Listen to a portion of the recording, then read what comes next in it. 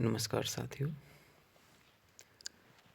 निष्ठा मॉड्यूल 7 विद्यालय प्रक्रियाओं में जेंडर समावेशन। सभी प्रश्नों के उत्तर हम किस प्रकार से दें, ये इस वीडियो के माध्यम से बताया गया है। साथियों, 20 क्वेश्चन एक मॉड्यूल की प्रश्नोत्तरी में है और हमें हर बार मॉड्यूल खोलने पर अलग अलग क्वेश्चन आते हैं। यहाँ पर एक मॉड्यूल के अलावा और जितने भी क्वेश्चन हैं उनको एक साथ करने का प्रयास किया गया है। विद्यालय प्रक्रियाओं में जेंडर समावेशन, किस प्रकार से हम इस प्रश्नोत्तरी को हल करें, ये हम इस वीडियो में देखेंगे। सबसे पहले गतिविधि 1, अपनी समझ की जांच करें। कथन पढ़ें और सामाजिक या जैविक के रूप में चिह्नित करें। जो पुरुष रोते हैं वे अपनी कमजोरी प्रदर्शित करते हैं। सामाजिक आंसर होगा ट्रांसजेंडर बच्चों के लिए पृथक विद्यालय और छात्रावास होने चाहिए। इसका आंसर है सामाजिक। लड़कियों को मासिक चक्र के समय अत्यधिक पीड़ा और मानसिक तनाव को झेलना पड़ता है। सामाजिक। नेक्स्ट, विद्यालय के कार्यक्रमों में लड़कियां रचनात्मक कार्यों में बेहतर प्रदर्शन करती हैं। सामाजिक। मासिक चक्र के काल में लड़कियां सामान्यतः अपवित्र होती हैं। सामाजिक।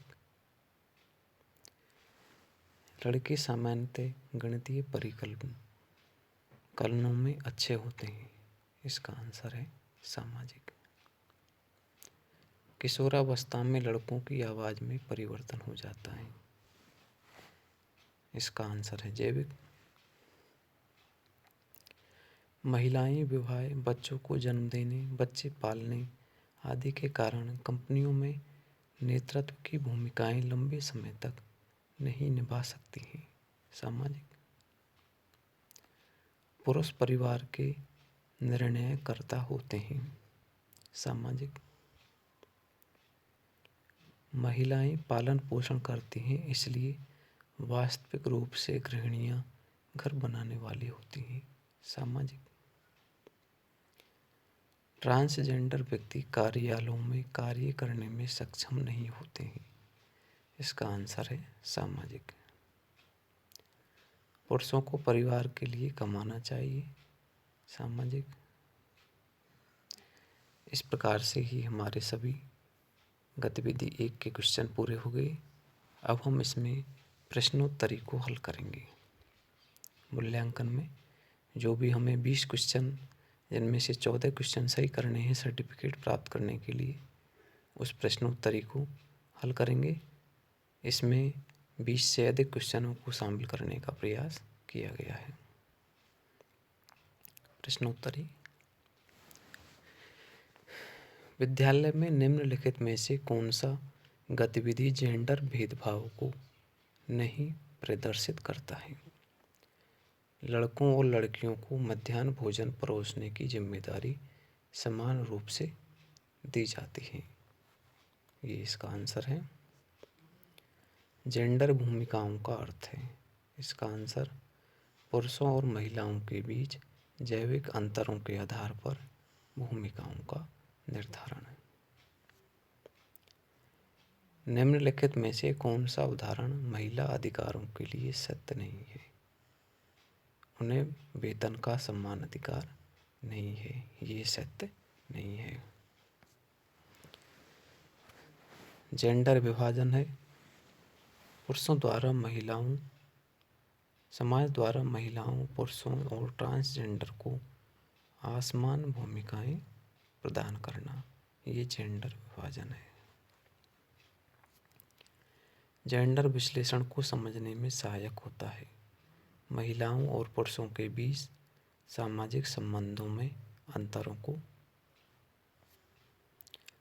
विद्यालय में प्रच्छन्न या अप्रत्यक्ष पाठ्यक्रम कैसे संचालित होता है?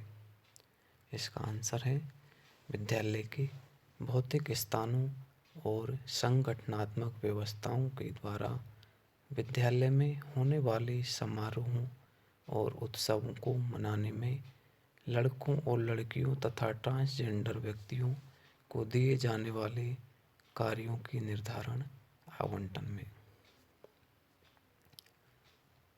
जेंडर समानता के सिद्धांत का अर्थ है सभी जेंडर पुरुषों, महिलाओं और ट्रांसजेंडर व्यक्तियों के साथ एक जैसा व्यवहार। किशोरावस्था जीवन चक्र की एक महत्वपूर्ण और जटिल अवस्था है। निम्नलिखित में से कौन से सोच व्यवहार किशोरों में उत्कंठा, इसका आंसर होगा उनको स्वतंत्र रूप से व्यक्त करने के लिए सुरक्षित स्थान प्रदान करना और उनकी समस्याओं को धैर्यपूर्वक सुनना। एक जेंडर हितैषी विद्यालय परिवेश वह होता है जहाँ सामाजिक और भौतिक परिवेश में लड़कों, लड़कियों और ट्रांसजेंडर विद्यार्थियों के अनुभवों को समझा जाता है और उनकी आवश्यकताओं को संबोधित किया या ध्यान दिया जाता है। निम्नलिखित में से कौन सा पहलू विद्यालय परिवेश की जेंडर ऑडिटिंग का भाग नहीं बनाता है? तो जेंडर हिंसा और भेदभाव के विरुद्ध शून्य सहनशीलता नीति न होना। निम्नलिखित में से कौन सा जेंडर रूढ़ि का उदाहरण नहीं है? इसका आंसर है सभी जेंडर के बच्चे कुछ भी करने में सक्षम होते हैं। निम्नलिखित में से कौन सी प्रक्रियाएं कक्षा में जेंडर संवेदनशीलता को प्रोत्साहित करती हैं? तो कक्षा के गतिविधियों में लड़कों और लड़कियों को संबोधित करने के लिए सतर्कता से विश्लेषणों के उपयोग को सुनिश्चित करना। निम्नलिखित में से किस गतिविधि को पुरुष प्रधान गतिविधि नहीं माना जाता है? इसका आंसर है विद्यालयों में पढ़ना। निम्नलिखित में से कौन सा वाक्य लड़कियों और ट्रांसजेंडर बच्चों में अधिगम परिवेश में अलगाव की भावनाओं को दूर करने में सहायक हो सकता है? इसका आंसर है अधिगम सामग्रियों और शिक्षा शास्त्रीय प्रक्रियाओं में लड़कियों और ट्रांसजेंडर बच्चों का सकारात्मक और समान प्रतिनिधित्व।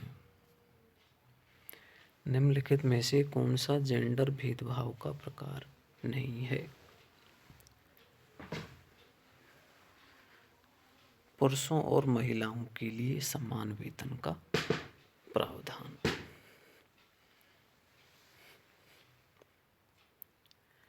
निम्नलिखित में से कौन सी कक्षा में अध्यापक की भूमिका का भाग नहीं है?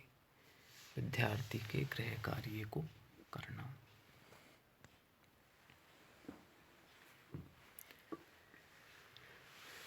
विद्यालय के कार्यक्रमों में सामान्यतः लड़कियां मुख्य अतिथि को गुलदस्ता भेंट करती हैं। यह निम्नलिखित में से किसका उदाहरण है? जेंडर नकारात्मकता। जेंडर संवेदी पाठ्यचर्या मांग करती है कक्षा में जेंडर, लिंग और जेंडर पहचान पर चर्चा की। विद्यालय किस प्रकार विद्यार्थियों को मनोवैज्ञानिक सेवाएं सहायता प्रदान कर सकते हैं? तो विद्यार्थियों को मार्गदर्शन और परामर्श सेवाएं प्रदान करके। शब्द जेंडर निष्पक्षता का अर्थ है महिलाओं और पुरुषों के साथ उनकी आवश्यकताओं के अनुसार उचित व्यवहार। इस प्रकार इस मॉड्यूल के 20 क्वेश्चन हो गए। कुछ और क्वेश्चनों को अन्य साथियों से लेने का प्रयास किया गया है, वो भी इस मॉड्यूल में हम देखेंगे। कोई शिक्षक किस प्रकार जेंडर हितैषी कक्षा सुगम बना सकता है? इसका आंसर है सभी जेंडर के विद्यार्थियों को बगैर किसी संकोच के बोलने के लिए प्रोत्साहित करेगी। निम्नलिखित में से कौन सा कथन लड़कों पुरुषों के लिए जेंडर रूढ़ि नहीं है? लड़के पुरुष खाना बना सकते हैं और घर की देखभाल कर सकते हैं। निम्नलिखित में से कौन सी प्रक्रियाएं कक्षा में जेंडर संवेदनशीलता को प्रोत्साहित करती हैं? आंसर है कक्षा के गतिविधियों में लड़कों और लड़कियों को संबोधित करने के लिए सतर्कता से विशेषणों के उपयोग को सुनिश्चित करना। निम्नलिखित में से कौन सा जेंडर रूढ़ि का उदाहरण नहीं है? सभी जेंडर के बच्चे कुछ भी करने में सक्षम होते हैं।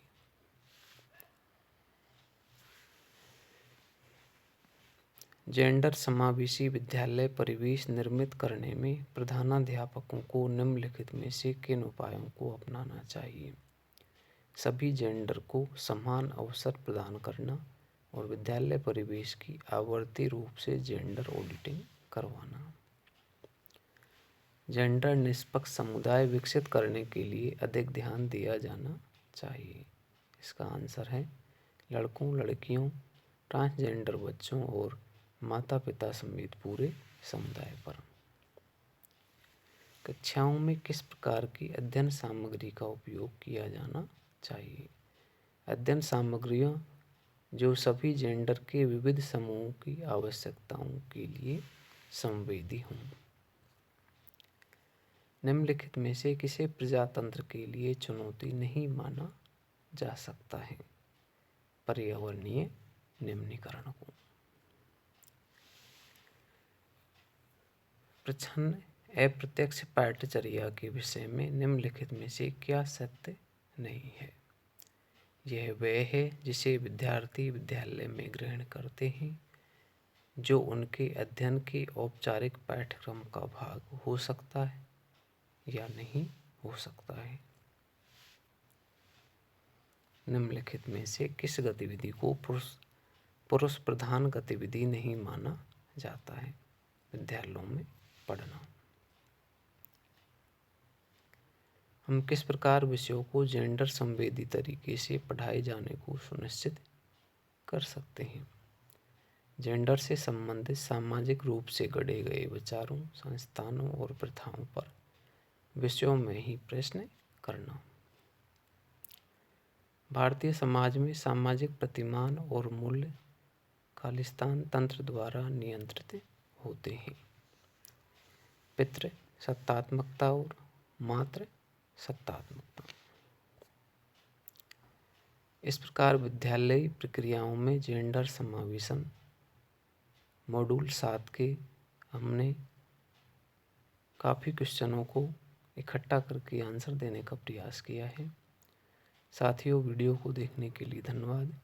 वीडियो को लाइक और चैनल को सब्सक्राइब करना नहीं भूलें। धन्यवाद।